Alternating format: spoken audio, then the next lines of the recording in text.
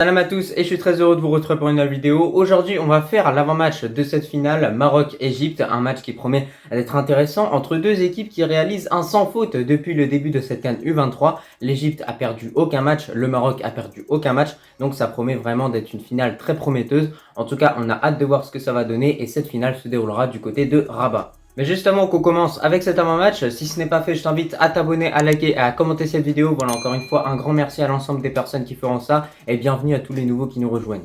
Écoutez, dans cet avant-match aujourd'hui, un petit peu comme d'habitude, tout d'abord on va revenir sur le dernier match, c'est-à-dire cette demi-finale de la CAN U23 opposant le Maroc au Mali. On sait à quel point ça a été un match compliqué, donc je vais revenir un petit peu sur ce match assez brièvement parce qu'il y a déjà un débrief qui est disponible et si tu ne l'as pas vu, je t'invite à le voir dès maintenant. Ensuite, on va surtout voir le 11 que j'aimerais voir encore une fois pour cette finale contre l'Égypte. Voilà, 11 qui devrait peu changer par rapport au match contre le Mali. Et pour finir surtout, je vous donnerai mon pronostic par rapport à ce match-là et je vous dirai à quel point voilà, cette équipe égyptienne quand même, elle reste redoutable et ça va être un match qui va être très très dur, très serré. Et donc c'est pour ça qu'en tout cas, on espère que nos lionceaux vont vraiment être au top.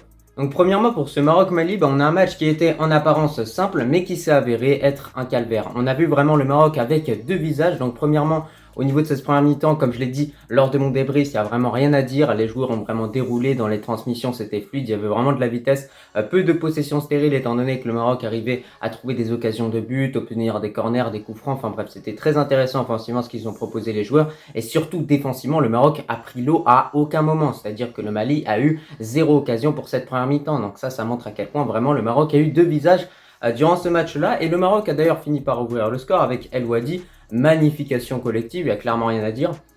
On a Sebari qui vient chercher une 2 au début, ensuite il vient jouer avec un autre joueur, voilà ça dédouble, c'est superbe ce qu'ils ont fait sur ce but-là. Et c'est une action collective qui est incroyable, donc pour moi c'est clairement un des plus beaux buts du Maroc durant cette compétition. Mais en tout cas, après avoir ouvert le score, le Maroc a tenté de passer à 2-0, mais malheureusement les Maliens étaient en place derrière. Et les Maliens se sont un petit peu révoltés, mais au final le Maroc n'a pas tant que ça a été mis en danger durant en tout cas cette première période. En revanche, au niveau de cette seconde période et les prolongations, il y a eu un changement total au niveau de ce match-là. Le Maroc a décidé de laisser le ballon aux Maliens pour clairement derrière se faire battre. Moi, j'ai vraiment pas compris cette mentalité, franchement, parce que le Maroc aurait dû passer à 2-0 durant ce match-là. Et d'ailleurs, on a eu cette occasion d'Abdé qu'il a loupé. Et derrière, la sanction a été immédiate. Dès que tu loupes une occasion, derrière, tu te fais punir. Et justement, le Mali a égalisé durant ce match-là à cause de ce loupé d'Abdé justement qui nous aurait permis de passer à 2-0 et même pourquoi pas passer à 3-0 parce que pour moi le Mali aurait été sous l'eau après avoir pris ce but là, mentalement ils auraient vraiment pris l'eau et là malheureusement on leur a donné une chance justement d'égaliser, de pouvoir revenir dans ce match là et c'est pour ça que derrière le Maroc a beaucoup souffert. Et après, voilà, on l'a vu, les joueurs, ils ont pris un coup mentalement lorsqu'ils ont pris cette égalisation du Mali, justement. Et c'est pour ça qu'après, ça s'est prolongé lors de ces prolongations. On a quand même eu ce but de El Ouazzani qui nous a quand même donné de l'espoir. Mais derrière, malheureusement, le Mali a égalisé. Et pour la séance de tir au but, comme je l'ai dit lors de mon débrief, on a vraiment de la chance que les Maliens ont mis du coup deux pénaltys sur la barre pour au final nous permettre de gagner parce que clairement le gardien il a rien fait, franchement on va se le dire honnêtement, il a juste sauté des bons côtés, du bon côté mais il n'a pas fait grand chose Belarouche, c'est réellement la barre qui nous a permis de nous qualifier. Donc en tout cas par rapport à ce match contre le Mali, n'hésitez surtout pas à me dire en commentaire un petit peu ce que vous en pensez, mais moi comme je vous l'ai dit c'était un match qui en apparence était simple, que le Maroc aurait dû largement gagner tranquillement, mais au final on s'est mis en danger tout seul parce qu'on a loupé justement des occasions qui auraient pu nous permettre de passer à 2-0 et de vivre ce match un peu plus tranquillement, même si cette équipe du Mali, moi je vous le dis honnêtement, si aujourd'hui elle aurait éliminé le Maroc, je pense que derrière ils auraient clairement remporté la compétition devant l'Égypte. Mais après voilà, malgré cette mauvaise prestation contre le Mali, j'ai envie de vous dire que le Maroc a fait l'essentiel. L'objectif était de gagner ce match pour être qualifié pour les Jeux Olympiques de Paris. C'est chose faite, hâte de voir ce que ça va donner pour cette équipe-là qui est franchement très prometteuse avec des joueurs remplis de talent. Et le Maroc est surtout qualifié pour cette finale de la CAN U23 à domicile qui se jouera à Rabat contre cette équipe de l'Égypte. Et on sait à quel point on doit prendre vraiment une vengeance par rapport à l'Égypte. Regardez au niveau des clubs marocains, ils ont battu le Wydad de Casablanca, ils ont battu le Raja Casablanca. Ensuite, lors de cette CAN 2021, ils nous ont éliminés. Donc au bout d'un moment, il est temps de mettre un stop clairement à toutes ces victoires égyptiennes et de battre cette équipe. Maintenant dans cette vidéo, on va passer au 11 que je conseillerais à coach Charaï d'utiliser contre l'Égypte et on va directement commencer au poste de gardien avec Belarouche. Alors moi je vous le dis honnêtement, ce gardien franchement, je le mets par défaut parce que déjà, je sais pas si vous le savez, mais tous les joueurs lors de l'hymne, ils mettent la main comme ça sur le cœur à la demande du capitaine qui est Abdé et lui c'est le seul débile qui le fait pas. Donc franchement, rien que pour ça, franchement, je n'aime pas ce gardien là, je n'aime pas trop sa mentalité, je trouve qu'il s'y croit beaucoup en tout cas. Mais voilà, on n'a pas vraiment le choix, on est obligé de le mettre en tant que titulaire. Je pense que c'est lui qui sera titulaire parce que depuis le début de la compétition, il a quasiment joué l'intégralité des matchs. Et il y a seulement Elias Mago qui a joué un match contre le Congo. Et en plus, c'est le seul match durant lequel le Maroc a fait un clean sheet. Malgré ça, le coach préfère laisser Bella Rouge, donc j'ai pas trop compris pourquoi. Mais en tout cas, voilà, moi j'aime beaucoup Elias Mago, mais malheureusement il n'est pas titulaire, ça c'est dommage. D'ailleurs, il y en a qui m'ont dit que je lui ressemblais, n'hésitez pas à me dire en commentaire si c'est vrai. Moi je trouve qu'il y a une petite ressemblance, mais pas tant que ça. On passe maintenant sur la défense, et là on va repartir sur un très grand classique avec une défense à 4 au poste de latéral droit, El Ouadi. Franchement, il est fantastique ce joueur-là, il continue de performer, ça fait plaisir de le voir à ce niveau-là. Il a marqué contre le Mali et franchement il le méritait, sacré but de sa part d'ailleurs. De l'autre côté, en tant que défenseur gauche, bien évidemment on va mettre Amraoui, plutôt solide défensivement, mais comme je l'ai dit lors de mon dernier avant-match pour le match contre le Mali, c'est un joueur qui devrait apporter un peu plus offensivement. Après il fait beaucoup d'efforts défensifs, donc ça se comprend. Et pour finir, la charnière centrale, je vais effectuer un seul changement. Pas de titularisation pour Chadi Riyad qui a beaucoup donné lors de ce match contre le Mali. Pour moi, il faut le laisser au repos et faire confiance justement à El Wafi qui a été au top justement jusqu'à présent durant cette CAN 2023. Et forcément, El Wafi va arriver en forme par rapport à cette équipe égyptienne, par rapport aux joueurs marocains également. Et à côté, c'est pour ça que je mets également Boukamir. Je pense que les deux peuvent clairement faire le taf pour cette finale. Par rapport à cette finale contre l'Égypte, n'hésitez pas à me dire en commentaire la défense que vous mettriez bien évidemment. Moi j'ai décidé de mettre El Wafi tout simplement parce qu'il n'a pas joué contre le Mali et par rapport à un joueur comme Chadi Riyad qui a joué 120 minutes au total, il va arriver dans de meilleures conditions. Après voilà, j'ai mis El Wafi à la place de Chadi Riyad, mais on peut très bien mettre une défense Chadi Riyad avec El Wafi. Après le petit bémol, c'est bien évidemment que les deux joueurs sont gauchers, donc forcément c'est toujours mieux dans une défense centrale d'avoir d'un côté un droitier et de l'autre côté un gaucher. Désormais, on passe au milieu de terrain et pour les deux milieux centraux, j'ai décidé d'aligner encore une fois ce fameux duo Richardson avec El Azozi. Alors tout d'abord par rapport à El Azozi, franchement c'est un joueur, on n'a rien à dire. Il fait énormément d'efforts offensivement et défensivement. Lorsqu'il récupère des ballons, il arrive à bien les bonifier. Donc franchement sur le terrain de façon générale, c'est un joueur qui apporte beaucoup à cette équipe marocaine et plus qu'on ne le pense. Moi je trouve en tout cas qu'il arrive à jouer un petit peu de la même façon que Selim Amala, qu'il arrive à effectuer ce travail de l'ombre, de récupérer beaucoup de ballons, de faire mal à l'adversaire tout simplement avec ses interceptions. Et franchement, il faut qu'il continue bien évidemment sur cette lancée. Car contre l'Égypte, franchement, on aura besoin de joueurs comme ça qui viennent un petit peu couper le jeu, qui viennent intercepter des ballons hauts sur le terrain. Et El Azozi, c'est le joueur parfait pour ça en tout cas. À côté d'El Azozi, comme je l'ai dit, Amir Richardson, franchement, on le sait, voilà, techniquement, c'est un joueur qui est au-dessus de la moyenne, ça se voit clairement. Il a une sacrée patte gauche, vraiment.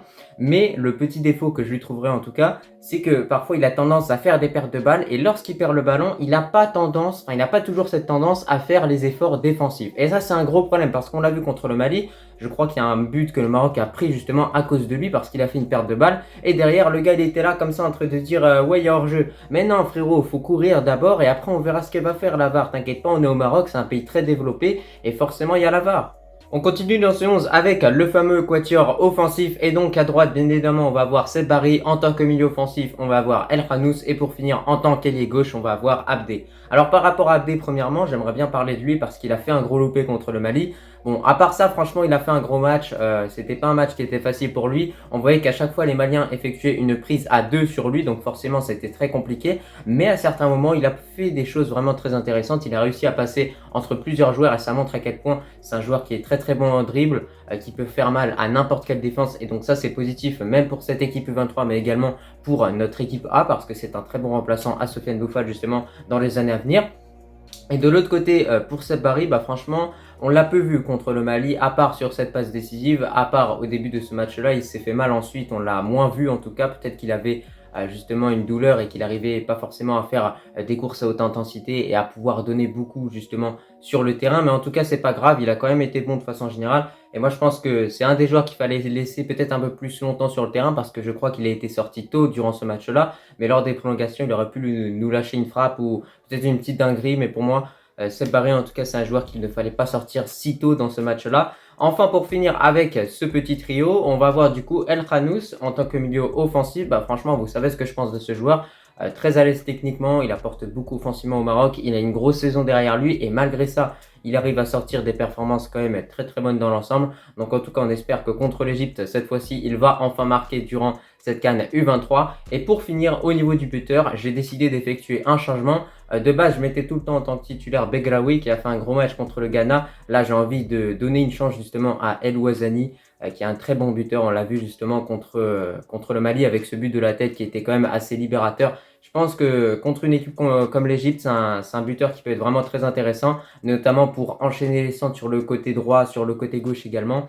Et il pourrait totalement marquer contre cette équipe égyptienne. Et même, regardez, Begraoui a plus joué justement que El Ouazani. Donc ça va être un joueur qui va être beaucoup plus frais sur le terrain. Et croyez-moi, si j'ai envie de mettre El Ouazani à la place de Begraoui en point d'attaque, c'est clairement pas pour rien, c'est tout simplement parce que Begraoui contre le Mali s'est réellement montré invisible, alors que justement El Ouazani en quelques minutes a su être un joueur assez important justement durant ce match-là en marquant tout simplement un but libérateur. Bon bah écoutez, c'était un petit peu tout pour ce 11. En tout cas, n'hésitez pas à me dire en commentaire ce que vous en pensez du 11 que je conseillerais à Coach Charaï d'utiliser pour cette finale contre l'Égypte. Mais moi, je trouve que franchement ce 11 dans son ensemble, il est plutôt cohérent. On a une bonne défense, un bon milieu de terrain et une bonne attaque. J'ai décidé de faire deux choix forts au total avec la titularisation de El Wafi et la titularisation de El Ouazani.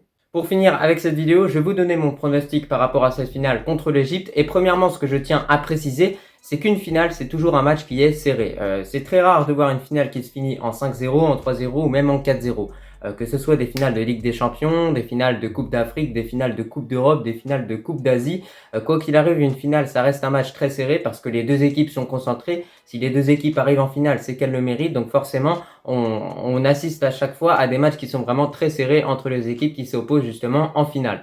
Et donc c'est pour ça qu'en plus de ça, on a l'Égypte du coup qui est une équipe qui a encaissé 0 but depuis le début de la compétition. Voilà, juste ça. L'Égypte a encaissé 0 but depuis le début de cette CAN U23. Alors certes, les Égyptiens ont fait un match nul, c'est la seule réelle faute qu'ils ont fait durant la compétition, mais cela n'empêche pas qu'ils ont une très bonne défense, un très bon gardien, et donc il va falloir faire sauter le verrou égyptien. Et c'est pour ça que pour moi, avec l'armada offensive que le Maroc possède, que ce soit sur le banc ou bien les joueurs qui vont être alignés en tant que titulaires, le Maroc est clairement capable de faire sauter le verrou égyptien et de pouvoir marquer un but, voire peut-être deux buts durant ce match-là. Et c'est pour ça qu'au niveau de mon pronostic, je verrai une victoire 1-0 du Maroc ou bien 2-1. En tout cas, on va assister à un match très très serré. Mais dans tous les cas, moi je pense qu'avec des joueurs comme Abdé, Seb Barry, également El Khanous, on est capable franchement de mettre un but à cette équipe d'Égypte parce qu'ils n'ont pas non plus affronté des équipes de fous. Ils ont affronté le Niger, ils ont affronté la Guinée. Donc voilà, ça reste pas non plus des équipes incroyables. Donc au final, la vraie grosse équipe qu'ils ont affrontée maintenant, je pense que c'est le Maroc. Donc en tout cas, n'hésitez surtout pas à me donner un petit peu vos pronostics par rapport à cette finale. Mais moi, comme je vous l'ai dit, je vois une victoire 2-1 du Maroc ou bien 1-0. Pour conclure avec cette vidéo, bah écoutez, c'était un petit peu tout pour cet avant-match. On est revenu sur cette confrontation contre le Mali. Ensuite, je vous ai donné le 11 que j'aimerais voir contre l'Égypte pour cette finale. Et je vous ai surtout donné mon pronostic. En tout cas, j'espère que cette vidéo t'a plu. Et moi, je te remercie si tu l'as regardée dans son entièreté. Et je te dis tout simplement à la prochaine.